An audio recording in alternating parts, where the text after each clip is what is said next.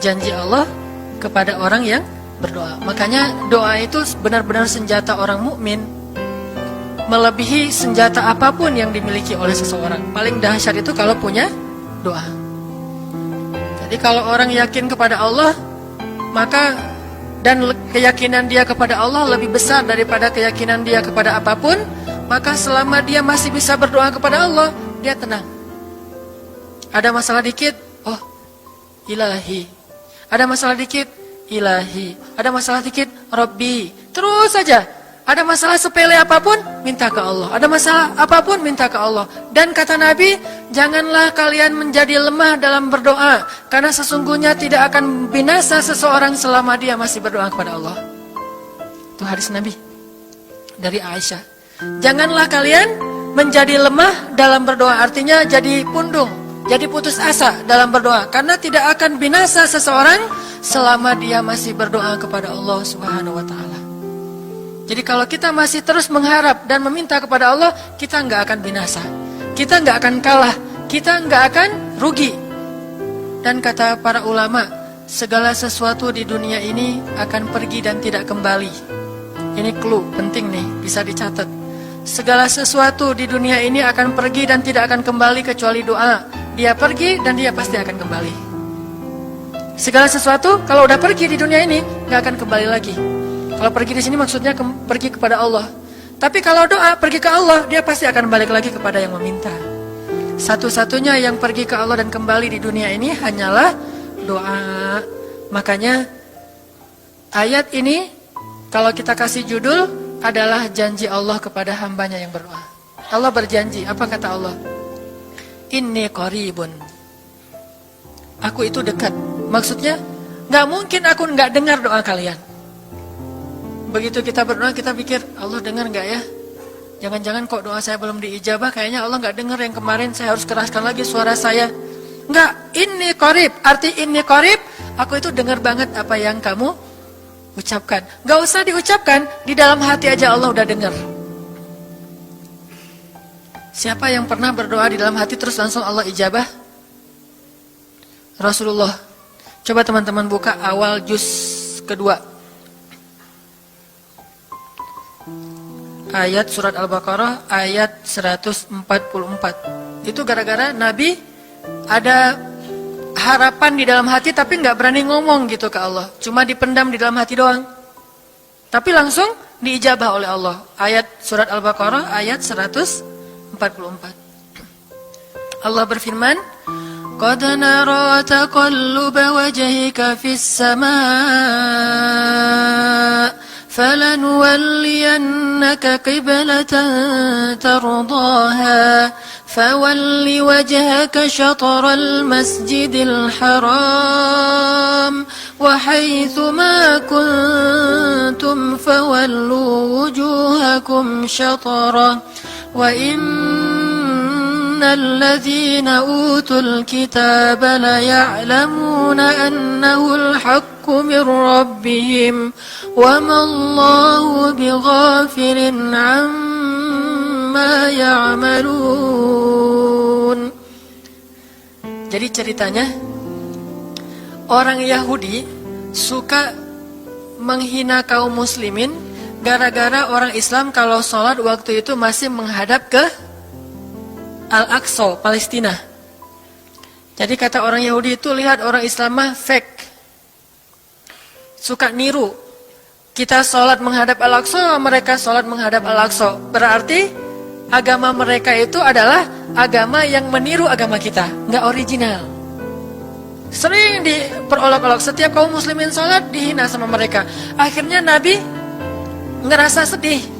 Wah, gimana ya caranya? Sehingga setiap sore Nabi berdiri di suatu bukit, kemudian lihat ke langit. Cuman nggak ngomong, gini aja ke langit. Membatin. Bayangin, pernah nggak teman-teman membatin ke Allah? Ini yang harus kita coba lakukan. Belajar membatin kepada Allah. Itu romantis banget. Jadi duduk sendiri. Allah, ngomong gitu dalam hati. Dan yakinlah ini qarib, Allah tuh dengerin. Jangan pikir saya kayak ngomong sendiri, kayak orang kurang waras. Enggak, Allah itu mendengar. Jadi kita batin aja sama Allah, ngomong dalam hati. Ya Allah, Allah, saya tuh lagi gini, ada masalah. Ngomong dalam hati kita, please Allah, please gitu ya. Nah, itu kalau kita membatin, inni qaribun wa asirru qaulakum aw ijharu bih innahu alimun bidzatis sudur. Jadi Nabi nggak enak mau ngomong, ya Allah tolong dong pindahin kiblat dari Masjidil Aqsa ke Masjidil Haram. Soalnya daripada dikata-katain melulu sama orang Yahudi, mau ngomong kayak gitu tuh nggak enak sama Allah. Malu Rasul ke Allah. Masa kiblat aja minta dipindahin. Akhirnya Nabi cuma ngelihat ke langit aja tiap hari. Udah selesai pulang. Besok lihat lagi ke langit. Turunlah ayat ini. Sesungguhnya kami telah melihat bagaimana kamu selalu menengadahkan wajahmu ke langit. Maka kami palingkan kiblat ke arah yang kamu sukai. Coba lihat. Turun wahyu untuk merespon doa Nabi yang bahkan belum diverbalkan. Belum diucapkan dengan kata-kata, tapi Allah udah ngerespon. Gimana caranya biar kita bisa kayak gitu? Lihat seorang cewek cantik, kayaknya kerudungnya soleha gitu ya. Kuliahnya di UIN misalnya. Atau di pesantren mana gitu. Ternyata pas kita tanya-tanya ke teman-teman kita, oh dia tuh lagi belajar Al-Quran di masjid. Sekarang lagi hijrah banget. Bahkan udah hafal juz amma, juz 30, Masya Allah. Terus dalam hati, aduh ini kayaknya cocok menjadi ibu bagi anak-anak saya. Wih. Tapi dalam hati kan gak berani ngomong nih. Tiba-tiba dapat berita, dia masih jomblo juga loh, belum ada apa-apa, gak ada ikatan sama siapa-siapa. Oh gitu, membatin lagi, ya Allah, bisa gak ya saya datang ke rumah dia. Tiba-tiba kita ngelewat, ketemu dia lagi benerin motor, lagi parkir motor depan rumah dia. Si Neng itu ternyata rumahnya di sini. Ternyata tetangga. Ada aja jalan tuh Allah mempertemukan. Allah tahu isi hati kita. Bisa nggak caranya sespontan itu? Gampang. Pengen sesuatu, Allah kasih. Padahal kita belum minta. Ini kan keajaiban doa nih. Cuman kita seringnya ngerasa udah minta berkali-kali kok nggak dikasih-kasih. Kita belajar sekarang. Rasul nggak usah minta pakai verbal, cuman membatin doang dalam hati, Allah udah ngasih.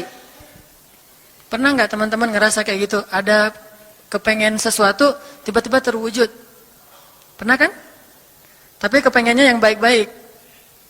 Pengen misalnya, aduh, saya pengen banget umroh. Cuman mau ngomong kayak gitu mah, saya mah orangnya kayaknya nggak mungkin bisa umroh kalau ngandalin harta. Orangnya nggak mampu, kerjanya juga pas-pasan, gimana mau umroh untuk makan aja susah. Tapi pengen banget dalam hati kita.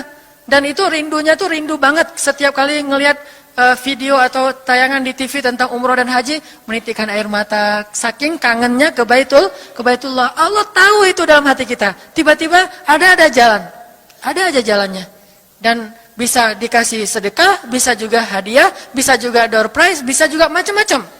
Pokoknya ada jalan aja, tiba-tiba bisa umroh. Dan saya sering banget membawa orang umroh. Di antara jamaah itu selalu ada 1 atau 2 orang yang umrohnya itu miracle, keajaiban dari Allah.